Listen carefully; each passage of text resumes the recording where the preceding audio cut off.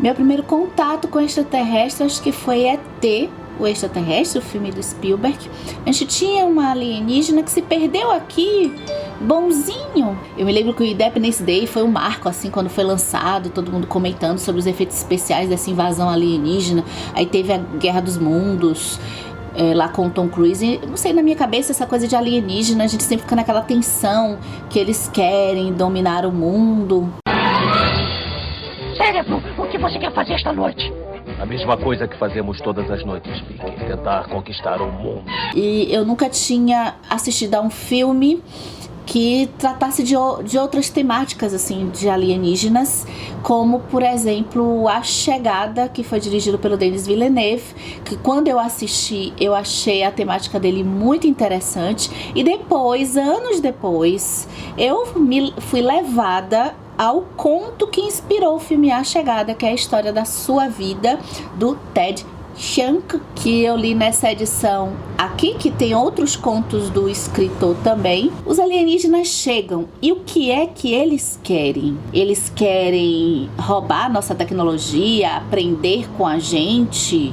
O que eles querem? A história é contada pela doutora Banks, que é chamada pelo Serviço de Segurança norte-americano, porque os alienígenas estão ali e eles desejam apenas se comunicar. Eles precisam saber o que eles querem, porque eles estão ali e o exército já está pronto, preparando um ataque. É o que normalmente se pensa, né? Eles querem atacar, eles querem roubar alguma coisa. E é assim que ela é chamada pelo governo para, junto com o físico, que é o Gary, tentar se comunicar, estabelecer uma relação de comunicação com esses aliens que são chamados aqui no conto de heptápodes. Eu acho que eu já vou até começar falando um pouco do fim, mas não o fim da história para dar spoiler nem nada, mas do fim da conclusão que eu percebo dessa história, que é um propósito de entender como se dá um processo de comunicação, muito sobre o ponto de vista de ficção científica raiz.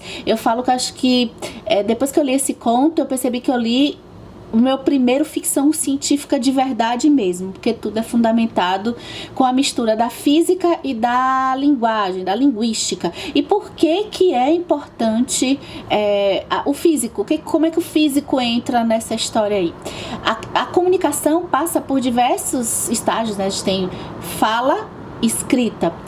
A fala, ela funciona muito pela questão da emissão de sons, de ondas. Então o Gary, ele atua muito na questão dos equipamentos tecnológicos que a doutora Banks precisa para perceber e tentar deduzir e criar as significações na nossa linguagem aqui na Terra para os sons e as formas de comunicações emitidas pelos heptápodes. Esse conto é um prato cheio para físicos, exatas, e para linguistas, o pessoal que gosta da área de humanas também, principalmente quem gosta de ler, e aprecia essa questão da comunicação e das palavras. É um prato cheio, tá? Mas além de física e linguagem, a gente tem aí sobre uma interpretação até talvez pessoal, que eu tive uma aula de colonização. Eu fiz um paralelo imediato com a questão da colonização. Vamos voltar um pouquinho na nossa história, porque quando aconteceu o processo de colonização aqui no nosso mundo, principalmente dos países, vamos colocar aqui da América do Norte e da América do Sul, a gente teve aí, inegável, o reconhecimento de a forma do nosso modelo humano de colonização sempre se deu sob o ponto de vista do domínio. Então, assim, não é à toa que nossos filmes e nossas histórias de alienígenas sempre foram dos alienígenas querendo destruir o mundo mesmo, porque nossa forma de ver lugares sempre foi de destruição, sempre foi de domínio, de uma forma totalmente ignorante, porque se perdeu a chance de se conhecer uma cultura diferente, um povo diferente. Os heptápodes, eles demonstram no conto, a gente tem que ler até o fim, né? Eles demonstram até o conto que, durante o conto, que a intenção que nos provoca também uma certa... pelos humanos, eles provocam nos humanos, apesar de sempre ter a desconfiança, eles provocam nos humanos uma vontade de querer entender eles, porque é inadmissível nessa cabeça nossa, nessa nossa mentalidade de colonização, né, que temos nos nossos resquícios históricos, a gente achar que alguém vem para cá sem nenhum propósito de devastação, de roubo ou algo do tipo.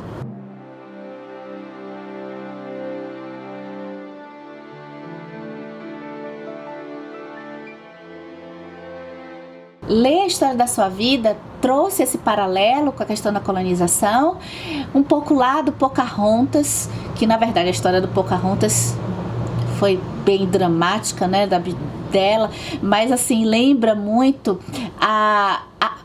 como que o propósito do John Smith lá na animação, ele inverte o modelo dele quando ele realmente tem um apaixonamento pela Índia, né, pela Pocahontas, e ele pretende...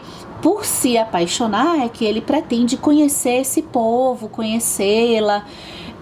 Eu lembro também muito de Daenerys e Viserys. A gente, nas nossas vidas de analisando a Guerra dos Tronos, a gente tá conversando sobre isso, né? A gente vê como que Daenerys teve um olhar diferente do povo Dothraki do que e Viserys teve outro olhar. Enquanto que Viserys sempre viram eles como um povo sem qualquer significância, Daenerys já tem uma intenção, uma mente aberta a conhecer eles, o povo Dothraki. Por como é que se conhece eminentemente um povo, a cultura de um povo?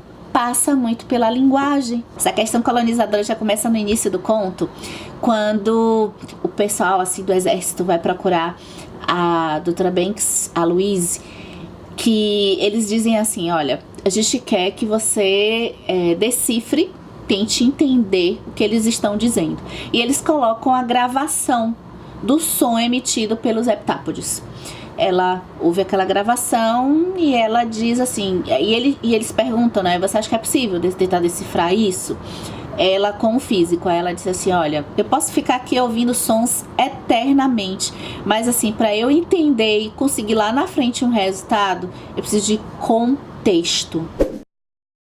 Já começamos com uma aula, porque claro, uma frase, ainda que a gente já saiba a língua, gente, uma frase dita precisa de contexto, em que momento ela foi pronunciada, em que época ela foi pronunciada, e olha que a gente já tem Jamila Ribeiro falando qual é o seu lugar de fala. E olha como ela responde lá, decisão é sua, claro, mas a única maneira de aprender uma língua desconhecida é interagir com um nativo do idioma, ou seja, fazer perguntas, estabelecer uma conversa, esse tipo de coisa. E apesar dos termos técnicos que são usados, muitos por sinal, nesse conto, né, a gente vai ver, sei lá, fonema, grafema, um monte de palavras assim, que depois algumas eu fui pesquisando no Google, outras eram tantas que também eu não tive tanta paciência assim.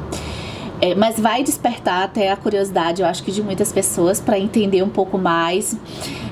Mas mesmo assim, eu pude aprender algumas coisas sobre o processo de linguagem, que eu acho que serve para pais, filhos, para você no seu trabalho, você no seu cursinho, estudando para alguma coisa, poder perceber como se dá essa parte de comunicação com você, seu professor, você como professor, enfim. Comunicação acho que serve para a vida, né? E eu pude aprender algumas coisas, como por exemplo, o processo de geração de uma linguagem, de uma comunicação, como que ela começa intercalando situações ativas com situações passivas. A gente sempre começa com a parte passiva e depois a gente vai para a parte ativa. Então, para aprender uma língua, desde quando a gente é bebê e até novas línguas, a gente às vezes faz tudo meio que misturado, mas o processo se dá nessa ordem. Então, a gente primeiro aprende a ouvir, a gente entende primeiro, então é passivo. A gente pode não saber falar alguma coisa, mas a gente já entende, olha, eu acho que eu entendi o que ele quis falar. Experimenta assistir um filme em uma língua que você não sabe nada. Perceba que você, com um filme, alguma palavra que se repita, você já vai entender o que é aquela palavra, mas você não vai conseguir falar essa palavra. Então, depois você fala. aí é uma parte ativa de comunicação, você aprende a falar.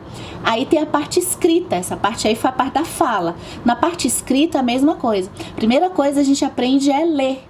A gente entende aquela palavra lendo aquela palavra, depois a gente aprende a escrever. E uma outra coisa estupenda que eu aprendi nesse conto é como a linguagem, ela parte... Isso aí eu até meio que já sabia, mas eu não tinha tão consolidado na minha cabeça. Como é que a linguagem, ela acaba sendo determinante para o nosso modelo mental, nosso modelo de pensamento. Então, a gente aqui, nós... como ocidentais em muitas línguas, né? O inglês, eu acho que é assim, o português. A gente tem sempre a linguagem, assim, também duas diferenças, né? Acho que todo o nosso mundo, a nossa percepção, no mundo inteiro, a nossa linguagem, ela tem uma produção linear. E a gente vai ver que os heptápodes é diferente, e isso vai interferir no modelo de pensamento nosso. A nossa linguagem, no modelo linear, sim, a gente tem um conceito de passado, presente, futuro. No passado ficam lá as nossas experiências. A gente tem no nosso modelo de que passado é aquilo que está para trás, né? O presente é a nossa ação, é aquilo que acontece agora, aquilo que a gente pode fazer. E o futuro, na nossa cabeça, a gente tem como premonições, como estratégia, como planejamento. Esse é um modelo linear. E acredite que isso determina muito como a gente estrutura o nosso pensamento. A doutora Banks, ela vai aprender como os heptápodes, eles não estruturam a linguagem dele desse jeito, eles estruturam a linguagem dele de uma forma simultânea. As palavras estão ali, então a gente tem uma estrutura de frase sujeito, verbo, predicado. Os heptápodes, eles colocam as palavras assim ao mesmo tempo e aquilo, a ideia é passada ao mesmo tempo que as palavras estão ali. É como se eu colocasse aqui, ó, várias palavras soltas de uma frase e ao mesmo tempo você lesse todas e entendesse o conceito da frase. Vocês já se pegaram, se vocês aprenderam outra língua, que quando você aprender outra língua, dependendo da forma que você aprende essa língua, se você está bem imerso na cultura dessa língua, especialmente se você fica um tempo num lugar que tem uma outra língua e você vai aprendendo aquela outra língua 24 horas por dia, daqui a pouco você está sonhando em outra língua, você está produzindo pensamentos com palavras da outra língua e às vezes você não consegue nem traduzir para a sua língua origem, porque o pensamento vem automático na língua que você está no dia a dia praticando. Acho que quem aprendeu a língua e já viveu num lugar de outra língua, acho que com certeza passou por isso. É esse modelo que a gente vai ver nesse conto de ficção científica, muito bem explicado. Então, se o processo de cognição dos heptápodes ele não é linear, e a nossa memória, por exemplo, a gente entra como aí nesse conto, uma reflexão da diferença de memória, de previsão e de premonição. Porque a nossa memória está sempre na nossa cabeça como uma coisa que já aconteceu. E o que a gente pensa para o futuro é aquilo que a gente vai prever ou planejar. Então a gente não tem certeza que vai acontecer. Na nossa cabeça foi constituída assim. Nos heptápodes é diferente. É como se os três planos, passado, presente e futuro, estivessem juntos na cabeça. Então, tudo que está na nossa memória não necessariamente corresponde ao passado.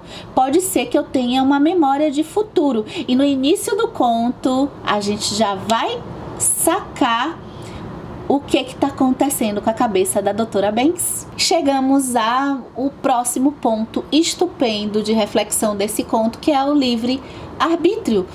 Livre-arbítrio esse que, nossa, tem tanto filme que fala dessa coisa de viver o dia de hoje, que nós fomos constituídos porque nós temos o poder de escolha. Nosso modelo mental passa de um pressuposto que a gente vai escolher o que vai acontecer com a gente, mas o conto vai trazer uma proposta diferente, assim. Será que a gente escolhe mesmo o que vai acontecer com a gente? E essa coisa aí de premonição, previsão e memória, se a gente tiver a certeza de algo que vai acontecer no futuro, ainda assim a gente vai conseguir escolher mudar esse futuro, aí rompe tudo que a gente aprendeu de Volta para o Futuro, aquela parte de viagem no tempo linear da nossa cabeça e da minha também. Então, eu confesso que ler esse conto, ele traz assim, para quem gosta dessa coisa de provocar o conhecimento, de explodir a cabeça, ler esse conto eu acho que é super recomendado por conta disso. Agora sim, eu acho que é um conto que ele não vai trazer resposta. Então, eu quero assim a resposta pronta. Eu quero um conto, eu quero ler o conto e quero que chegue no final tudo explicadinho na minha cabeça. Não, eu acho que não vai ser aqui com a história da sua vida, porque nesse conto a gente vai sair sim com algumas respostas para algumas questões ligadas à linguagem, à relação da física com o modelo de pensamento nosso, que tem a ver com a comunicação. E isso sim, a gente vai ter assim algumas respostas, mas a gente vai sair com mais perguntas, com mais dúvidas com relação ao nosso modelo de pensamento. Não que se é correto, se não é correto, mas assim, o nosso modelo de pensamento em que vai se desconstruir um pouco como o nosso modelo de pensamento, como o perfeito, o correto, não. Assim, a gente vai sair com a percepção de que pode ter outras formas de pensar, outras formas de relações humanas e de comunicação. E como o nosso mundo é pequenininho, é só um ponto aí no universo. E gente, que leitura maravilhosa, super recomendada. Se você já leu, conversa com alguém a respeito. Esse é o tipo de história que é legal conversar, tá? Conversa com alguém, ou então deixa seu comentário aqui embaixo, que eu vou adorar pra gente trocar ideias sobre esse conto maravilhoso do Ted Chiang. Tá, e aí vocês devem estar estranhando por que eu não falei sobre a questão da filha da Doutora Banks. A questão da filha da Doutora Banks é uma parte do conto que eu acho bem bacana, mas eu acho que eu deixei ele pro final de propósito, porque eu acho que ele na verdade é só um acessório que é colocado lá como pano de fundo pra gente compreender todo o propósito do conto. E que quando a gente começa a ler, como eu já conheci um pouco o conto quando eu fui ler, quando a gente começa a ler, eu percebi, eu enfatizei a questão da linguagem, mas eu percebo que é muito possível que a gente coloque a situação da filha da Doutora Banks como algo prioritário no conto. Eu acho que não é muito assim, apesar da relação com ela, com as partes que a gente vê a delicadeza da narrativa dessas memórias ou previsões, interrogação, né? Que mais pro final do conto a gente vai ter as nossas próprias conclusões. Essa escrita é muito gostosa também, dessa parte do conto. Mas eu acho que essa relação é uma coisinha de pano de fundo mesmo. O que vocês acharam?